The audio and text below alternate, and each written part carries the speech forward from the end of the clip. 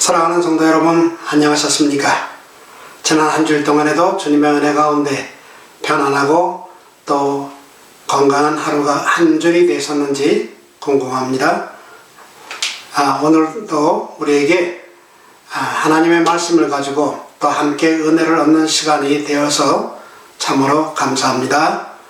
오늘은 가장 위대한 삶이란 제목으로 마태복음 22장 37절부터 40절까지 있는 말씀을 가지고 함께 은혜를 얻겠습니다. 제가 읽겠습니다. 예수께서 가라사대 내 마음을 다하고 목숨을 다하고 뜻을 다하여 주 너의 하나님을 사랑하라 하셨으니 이것이 크고 첫째 되는 계명이요 둘째는 그와 같으니 내 이웃을 내 몸과 같이 사랑하라 하셨으니 이 두 계명은 온 율법과 선지자의 강령이니라. 여러분도 잘 아시다시피 이 지구상에는 수십억 아니 수백억의 사람들이 이 땅에 왔다 가는 사라졌고 또 사라집니다. 올 때에는 10달 동안 예고하고 왔으나 갈 때에는 많은 사람들이 아무 예고도 없이 가곤 합니다.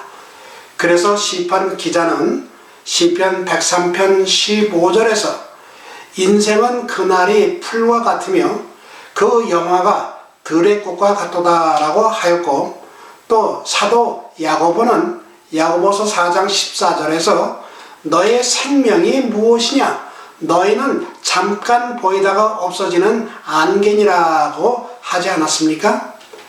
뿐만 아니라 야고보는 애굽왕 바로를 만났을 때 내 나그네 길의 세월이 130년인데 험악한 세월을 보냈다고 말하였습니다.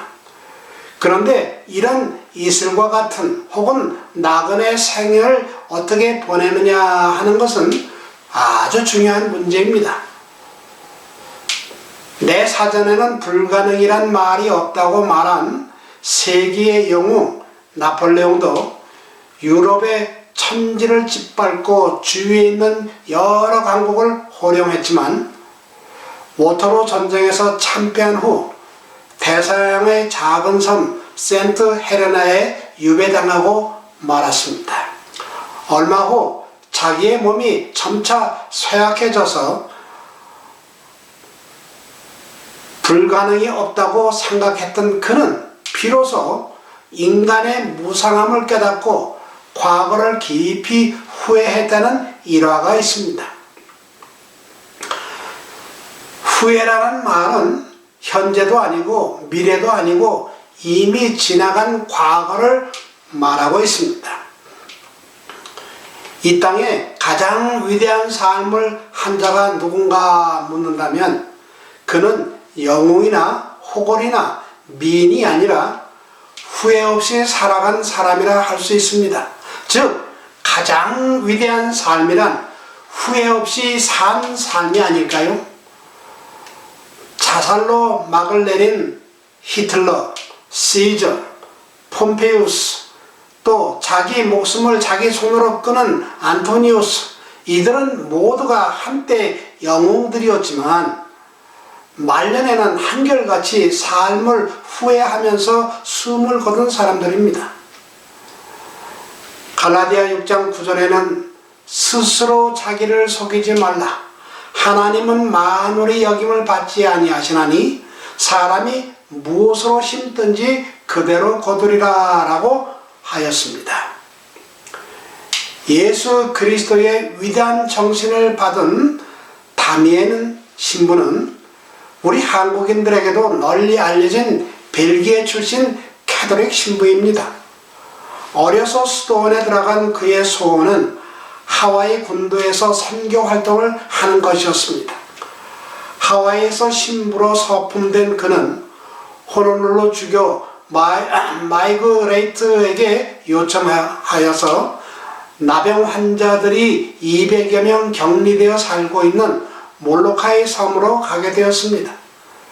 그곳에서 버림받고 상처받은 나병 환자들에게 하나님의 사랑을 전하였지만 환자들의 반응은 별로 좋지 않았습니다.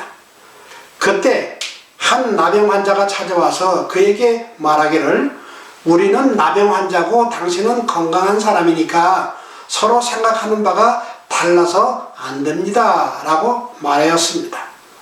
다미에는 그 말을 듣고 선교를 포기하고 돌아갈까 생각하다가 하나님께 큰 결단을 가지고 다시 기도하였습니다. 하나님, 저에게도 나병을 허락하옵소서. 저들의 마음이 열릴 수만 있다면 저들을 사랑하는 제 마음을 받아들이는 길이 될 수 있다면 저에게 나병을 주옵소서 하고 기도를 했습니다. 그런데 어느 날 그의 손등에서 마침내 나병균이 발견되었습니다. 그 순간 하나님 앞에 무릎을 꿇고 그렇게 기뻐하고 감사하며 기도를 드렸던 다미엔 신부는 결국 나병 환자가 되었고, 저들과 같은 병자의 위치에서 하나님의 말씀을 전할 수 있기 때문에 그는 기뻐했습니다. 나병 환자가 된 그는 그들과 아픔을 함께 나누어 살면서 진심으로 그들을 사랑할 수 있게 되었습니다. 33세 젊은 나이에 살아있는 무덤이라고 불리는 몰로카의 섬에 가서 49세의 나이로 죽어갈 때 그는 친구에게 나는 후회 없이 살다 가노라 하고 편지를 보냈다고 합니다. 짐승은 죽어서 가죽을 남기고 사람은 죽어서 이름을 남긴다는 말이 있습니다. 하나님이 우리를 이 땅에 보내실 때에는 목적이 있어서 보내신 것인데, 그 목적은 바로 이 땅에서 하나님의 뜻을 이루기 위함입니다. 우리의 인생이 얼마나 남았는지는 저도 모르고 여러분도 모르지 않습니까? 앞으로 우리의 인생이 길든 짧든 남은 우리의 삶이 후회 없는 삶이 되어야 할 것입니다. 33살의 청년의 몸으로 갈보리 언덕에서 인류의 속죄를 위해 피 흘리고 돌아가신 예수 그리스도께서는 그의 생은 짧았으나 그는 이 땅에 오셔서 할 일을 다 하시고 후회 없이 가신 분이십니다. 오늘도 그가 남긴 위대한 교훈은 오고 또 오는 인류 역사의 새벽 하늘의 별같이 빛나고 있습니다. 성경을 보면 주님께서는 다니엘과 요셉을 영민한 감독자로 삼으셨습니다. 그들은 자신을 기쁘게 하는 대신에 하나님을 기쁘게 하기 위하여 살았습니다. 그러므로 하나님께서는 그들을 통하여 일하실 수 있었습니다. 특히 다니엘의 신뢰는 우리에게 아주 중요한 그 교훈을 줍니다. 이 신뢰는 사업가는 반드시 교활한 수단가가 되지 않아도 된다는 사실을 증명해 주었습니다. 다니엘은 걸음마다 하나님께로부터 교훈을 받을 수 있었습니다. 다니엘은 바벨론 나라의 총리 되시는 동시에 하늘로부터 영감의 빛을 받은 하나님의 선지자였습니다. 하나님 말씀에는 세속적 야망을 가진 정치가들은 자라나는 풀과 같고 시드는 풀의 꽃과 같다고 말씀하셨지만, 그러나 주님께서는 당신의 사업에 있어서 지혜 있는 사람들과 또 각 분야의 사업에 자격을 갖춘 사람들을 갖고자 하십니다. 진리의 대원칙을 그들이 지급하는 모든 사업에 활용하는 사업가들이 필요합니다.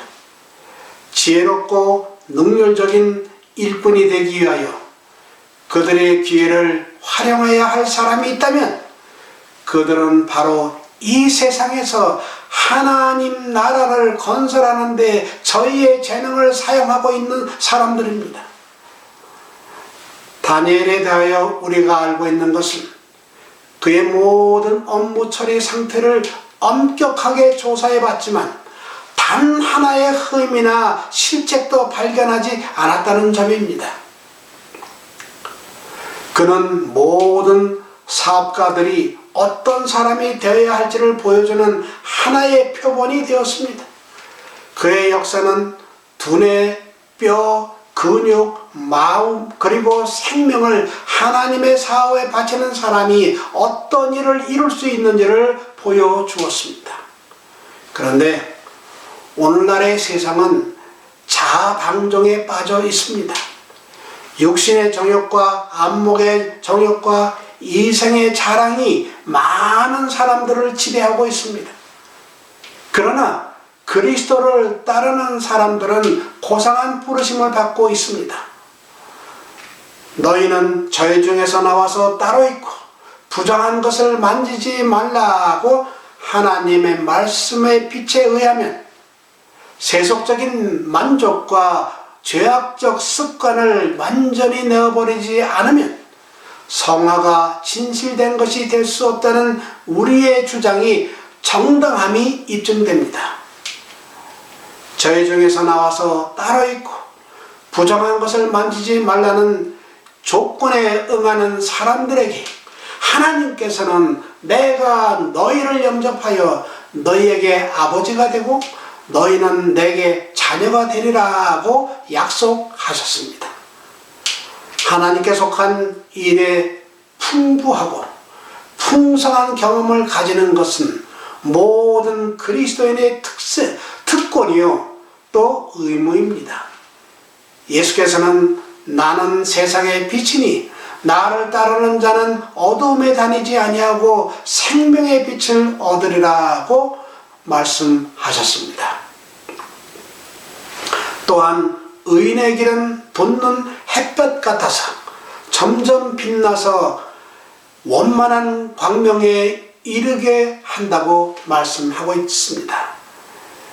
믿음과 순종의 길은 매 걸음마다 어두움이 조금도 없으신 세상의 빛과 더욱 밀접한 관계를 가지게 해줍니다. 의의 태양 되시는 그리스도의 밝은 빛이 하나님의 종들에게 비칠 때 그들은 그분의 빛을 반사하게 될 것입니다. 마치 별들이 하늘에 큰 빛이 있어서 그 영광으로 저들이 빛나고 있다는 것을 말해주는 것처럼 그리스도인들은 우주의 보좌의 찬양과 모본의 대상이 되기에 합당한 품성을 가지신 하나님께서 자정에 계시다는 것을 나타내야 합니다. 하나님의 영의 은혜와 그분의 품성의 순결과 성결은 그분의 증인들로 말미암아 드러나게 될 것입니다. 바울은 골로새인들에게 보내는 편지에서 하나님의 자녀들에게 주신 풍성한 축복을 밝혔습니다. 우리도 너희를 위하여 기도하기를 그치지 아니하고 구하노니 너희로 하여금 모든 신령한 지혜와 총명에 하나님의 뜻을 아는 것으로 채우게 하시고 주께 합당히 행하여 범사에 기쁘시게 하고 모든 선한 일에 열매를 맺게 하시며 하나님을 아는 것에 자라게 하시고 그 영광의 힘을 쫓아 모든 능력으로 능하게 하시며 기쁨으로 모든 견딤과 오래 참음에 이르게 하시기를 원하노라고 골로새 1장 9절부터 11절까지 말씀하고 있습니다. 바울은 또한 에베소 교회의 형제들에게는 그리스도의 특권이 얼마나 고귀한 것인지를 깨닫기를 바라는 마음에 편지를 보냈습니다. 그는 그들에게 가장 의미 깊은 말로 지극히 높이신 하나님의 자녀들의 소유할 놀라운 능력과 지식을 열어서 보여주었습니다. 성령으로 말미암아 속사람을 능력으로 강건하게 하옵시며 사랑 가운데서 뿌리가 박히고 터가 굳어져서 능히 모든 성도와 함께 지식에 그 넘치는 그리스도의 사랑을 알아 그 넓이와 깊이와 높이와 깊이가 어떠함을 깨닫는 것이 그들의 특권이었습니다.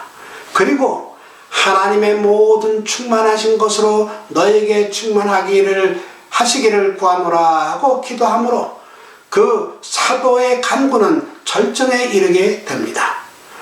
그리고 우리가 하늘에 계신 우리 아버지의 약속을 믿는 믿음을 통하여 도달할 수 있는 높은 표준이 여기에 밝혀져 있습니다. 그리고 그 표준에 도달할 때 우리는 그분의 요구를 이루게 됩니다. 그리스도의 공로로 우리는 무한한 능력을 가지신 하나님의 보좌에 가까이 나아갈 수 있습니다. 자기의 아들을 아끼지 아니하시고 우리 모든 사람을 위하여 내어주시니가 어찌 그 아들과 함께 모든 것을 우리에게 은사로 주시지 아니하겠느냐 라고 로마서 8장 32절에 말씀하지 않습니까? 아버지께서 당신의 아들에게 성령을 아낌없이 주셨으므로 우리들도 그 영으로 충만함을 입을 수 있습니다. 예수께서는 말씀하셨습니다. 너희가 악할지라도 좋은 것을 자식에게 줄 줄 알거든 하물며 너희 천부께서 구하는 자에게 성령을 주시지 않겠느냐. 내 이름으로 무엇이든지 내게 구하면 내가 시행하리라. 구하라 그리하면 받으리니 너의 기쁨이 충만하리라. 이렇게 그리스도인 생애는 겸손으로 특징지어야 하지만은 슬픔과 자아를 멸시하는 것으로 특색이 이루어져서는 안 됩니다. 하나님께서는 인정하시고 축복하시는 생애를 누리는 것을 각 사람의 특권입니다. 우리가 언제나 죄의식과 흑암 아래 지내는 것이 하늘 아버지의 뜻이 절대로 아닙니다. 머리는 숙이고 심증은 자아에 대한 생각으로 충만해 있다면 참된 겸손의 증거가 아닙니다. 우리는 예수님께로 나아가 깨끗하게 되고 율법 앞에 부끄러움과 가책없이 살 수 있어야 합니다. 그러므로 이제 그리스도 예수 안에 있는 자에게는 결코 정죄함이 없느니라고 말씀하셨습니다. 여러분, 타락한 아담과 아담의 자손들이 예수님을 통하여 하나님의 아들이 될 수 있습니다. 거룩하게 하시는 자와 거룩하게 함을 입은 자들이 다 하나에서 난지라. 그러므로 형제라 부르시기를 부끄러워 아니하신다고 했습니다. 그리스도인 생애는 하나님을 믿는 믿음과 승리와 기쁨의 생애가 있어야 합니다. 대저 하나님께로 난 자마다 세상을 이기느니라. 세상을 이김은 믿음이니라 라고 요한일서 5장 4절에 말씀했습니다. 하나님의 종 느헤미야가 또한 말하기를 여호와를 기뻐하는 것이 너희의 힘이니라고 한 말은 진실된 말씀입니다. 또 바울은 말했습니다. 주 안에서 항상 기뻐하라. 내가 다시 말하노니 기뻐하라. 항상 기뻐하라. 쉬지 말고 기도하라. 범사에 감사하라. 이는 그리스도 예수 안에서 너희를 향하신 하나님의 뜻이니라고 말씀하셨습니다. 그와 같은 일들이 성경상 회개와 성화의 열매입니다. 그러나 하나님의 율법 가운데 밝혀진 의와 큰 원칙을 많은 일반 그리스도교에서 매우 등한히 여기게 되었으므로 이러한 결과는 아주 드물게 볼 수밖에 없습니다. 이것이 바로 일찍이 신앙 부흥의 특징이 되었던 하나님의 성령의 심오하고 영속적인 역사를 거의 볼 수 없는 이유입니다. 여러분, 우리는 바라봄으로써 변화되는 것을 다 아시지요? 사람들이 무엇을 바라보느냐에 따라서 그들은 변화됩니다. 사람들이 하나님께서 그분의 품성의 완전하심과 거룩하심을 또 사람들에게 밝히 보여주신 거룩한 원칙들을 무시하고 사람들의 교훈과 이론에 집착할 때 교회 안에서 산 경건성을 잃어버리는 결과가 초래되는 것은 참으로 놀라운 일이 아닙니다. 주님께서는 내 백성이 생수의 근원되는 나를 버린 것과 스스로 웅덩이를 판 것인데 그것은 물을 저축하지 못한 터진 웅덩이라고 말씀하셨습니다. 하나님의 율법이 다시 그 정당한 위치를 회복할 때에만 하나님의 백성이라고 공언하는 사람들 사이에서 초대교회가 가졌던 믿음과 경건의 부흥이 일어날 수 있습니다. 여호와께서 이같이 말씀하시되 너희는 길에 서서 보며 옛적 길 곧 선한 길이 어디인지 알아보고 그리로 행하라. 너희 심령이 평강을 얻으리라. 하나님의 율법의 요구는 하나님을 최고로 사랑하고 그 이웃을 자기의 몸같이 사랑하라는 것입니다. 우리 주 예수 그리스도의 은혜로 이를 온전히 행할 때 우리들은 그리스도 안에서 완전해질 것입니다. 사람의 의지와 하나님의 뜻이 협력할 때에 그것은 전능한 것이 됩니다. 하나님께서 하라고 명령하신 것은 무엇이든지 그분의 힘을 의지하여 이룰 수 있습니다. 그가 명하는 모든 것은 다 할 수 있는 것입니다. 그리고 우리들은 육체적 생명을 잘 보존하고 발달시킴으로써 인간을 통하여 신의 성품이 잘 드러나게 해야 합니다.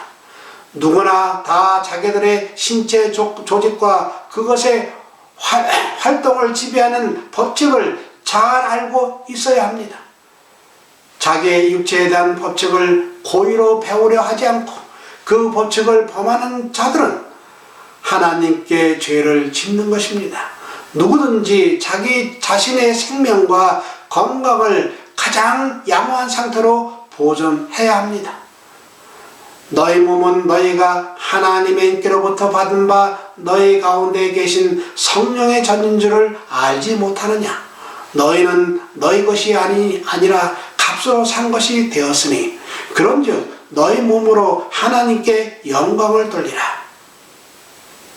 사랑하는 하늘 백성 여러분, 가장 위대한 삶을 사는 것은 학위를 받는 것도 아니요 재벌이나 훌륭한 정치가가 되는 것도 아닙니다. 제가 조금 전에 말씀드린 대로 우리는 값으로 산 것이기 때문에 우리 몸으로 하나님께 영광을 돌리는 삶을 살아야 합니다. 즉 마음을 다하고 성품을 다하고 뜻을 다하여 우리의 하나님을 사랑하고 또 우리의 이웃들을 내 몸같이 사랑함으로 하나님을 기쁘게 하는, 그래서 후회가 없는 삶이 가장 위대한 삶인 것을 깨닫고 모두 그렇게 살게 되기를 바라며 말씀을 마치겠습니다. 기도하겠습니다. 거룩하신 우리 아버지, 참으로 저희들은 예수 그리스도의 피로 말미암아 죽을 수밖에 없던 생명이 영원한 생명을 얻을 수 있도록 해주신 것 감사합니다.